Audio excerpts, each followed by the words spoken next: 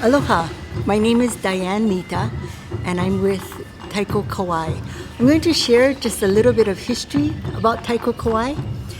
So actually long ago in the 80s, there was a group of us, 6 of us, and we, in a way, we started helping with Reverend Yoshi's Zen Taiko group. And my understanding is they started in the early 80s. Reverend Miyoshi, it started with his children and other children who were friends of his children. And because they had no teacher, Faye Komogata initially came and did workshops with them. So that's how Taiko really started on Kauai, I believe, back in the very early 80s. And some of us adults, a handful, started helping, being like advisor, and we started learning also. So over time, the Miyoshi children, they kind of grew up and they went off to college, and sometimes they would come back for summers and vacations. And so there were 2 daughters, Grace and Janice, and they were really helpful because they helped our adult group. Like I was saying, there were 6 of us. And then that's how we started Taiko Kauai. I think it was like in the late 80s. So our first teachers were Janice and Grace Miyoshi. Then because Ray Nita, who's a member of Taiko Kauai, knew Kenny Endo when they were both living on the West Coast in California, probably that was in the late 70s, early 80s, Kenny would come and he would do workshops with us. We had to rebuild our lives. So our Taiko kind of went on the back burner, so to speak. And then Reverend Earl Ikeda was the minister at the Waimea Honganji, and he would be talking story with Ray, and he really was the one to encourage Ray to restart Taiko on Kauai on the west side. So with the encouragement of Reverend Ikeda, we regrouped and we started. It was either 2001 or 2002. We can't really remember. Anyway, so thanks to Reverend Ikeda's pushing, we regrouped and we opened it up to everybody in the community who wanted to learn Taiko. So again, very early on, Kenny Endo, who is like world renowned, he would come to Kauai every so often. Maybe it was at least once a year or every semester. He would do a program called Artists in the Schools. And when I was at Kalaheo Elementary, I always signed up to make sure that they would come. So when they did school performances in the afternoon or sometime either before or after, they would do workshops with us. But so though in the beginning we didn't have a teacher, and really most Taiko groups that you find have a sensei, a teacher, we started without one. However, like I said, we were really, really fortunate because we had so many excellent teachers who came from other Taiko groups to do workshops with us. So it started with Kenny Endo, and then Riley Lee would come periodically. We also had Kodo. So Kodo is a very famous Taiko ensemble on Sado Island in Japan. And Kodo's philosophy is, I think at that time it was to tour one year and then do workshops another year. So it was every other year they would be touring, and the other year they would be just based on Sado Island, but they would do workshops. So we were really, really lucky. We had Masami and Yoshikazu once, and we had Ichi Sato. Anyway, so Kodo came to help us twice. We also had from San Jose Taiko, there was PJ and Roy Hirabayashi. And then one day, maybe it was early in the 2000s, when Kenny came, and in the very beginning we didn't have any Taiko. It was just, we practiced on tires, right? We put strapping tape on tires and put them against chairs, and those were our drums. And Kenny said, and I think he was kind of joking, he said, you know, if you keep practicing on tires, you can you'll be really, really good playing on tires. However, if you want to get really good at playing Taiko, then you need Taiko. And because Ray is a woodworker, and we learned from Stanford how to build our own Taiko, actually with Stanford and from Tony Jones on Maui, we started making our own Chudaiko and Odaiko. So the very first one that we built, we used car jacks to stretch the skin. And then as things would happen, we met Tony Jones from Maui.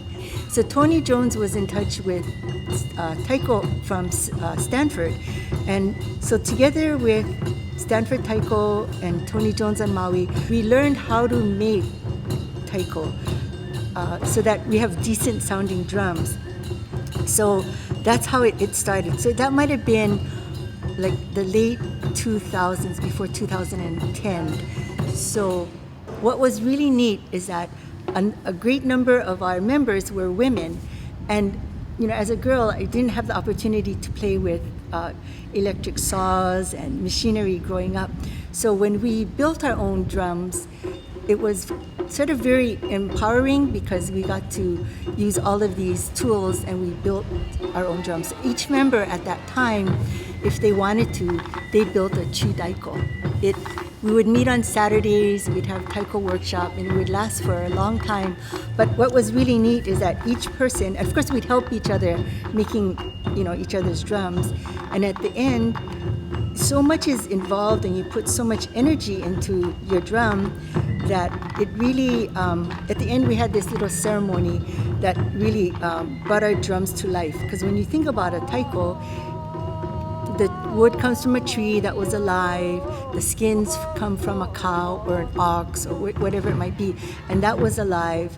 Of course the metalwork is metalwork, but the basic component of a drum comes from something that's alive. So when you're making a drum and you finish a drum, you're putting a lot of your mana, your juju, your energy into that drum.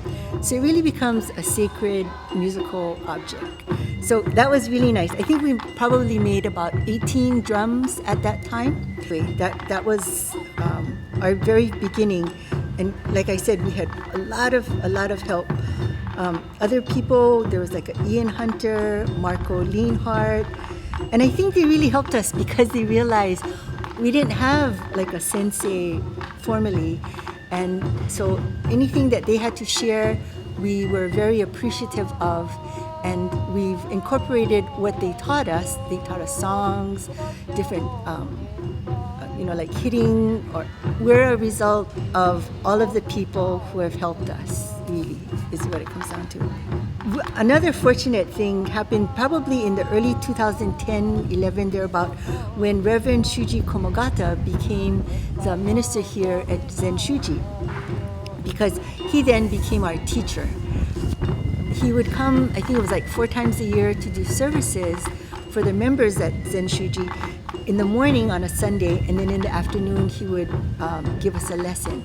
And one thing that's interesting is, so we started 6 of us here at Zen Shuji and then there was that period that we kind of went quiet and went dormant until the very early 2000s. So early Keita was at the Waimea Honganji. So we started up again in Waimea Honganji, then we actually moved to the Hanapepe Honganji, and then maybe 10 years ago we moved back to Zen Shuji in Hanapepe. So what's kind of nice is that Shuji's mom, Faye Komogata, who helped the Zen Shuji Taiko, Reverend Miyoshi's group, get started, she really is credited for bringing Kumi Daiko, which is group taiko, to Hawaii with her group on Oahu in Wahewa. So she brought taiko to Hawaii probably in the late 70s.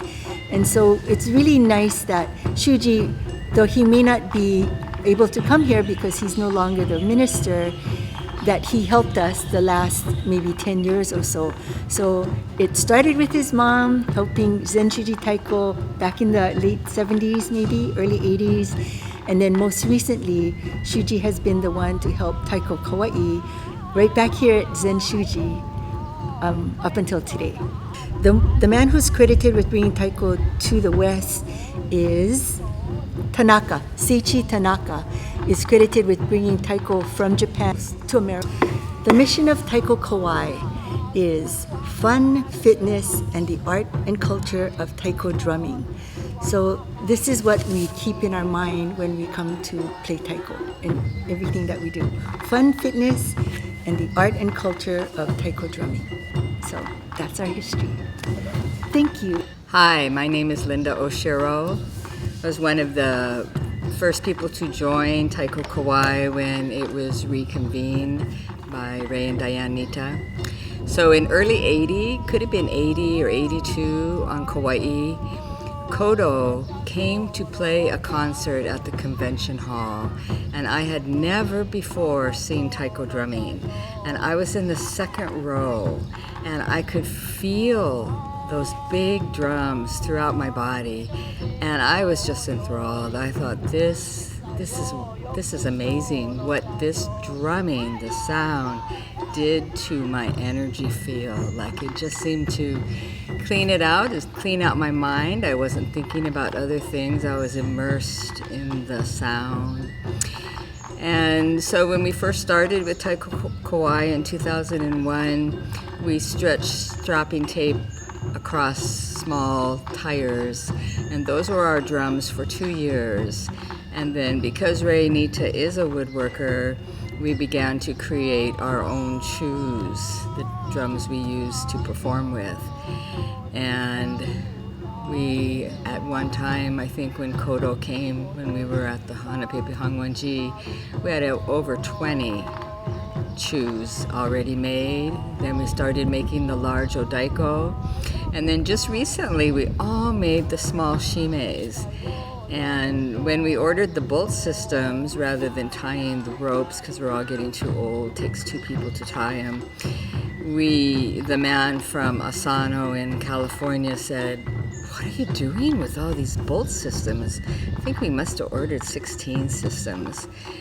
And Richard told him, everybody in our group is making one that wants to. So we need to get a group picture of that, because that's quite unusual to have as many shime daikos as we have in our club. So we went from having nothing to all of the chu odaiko and shime that we have now, and our members have at home as well.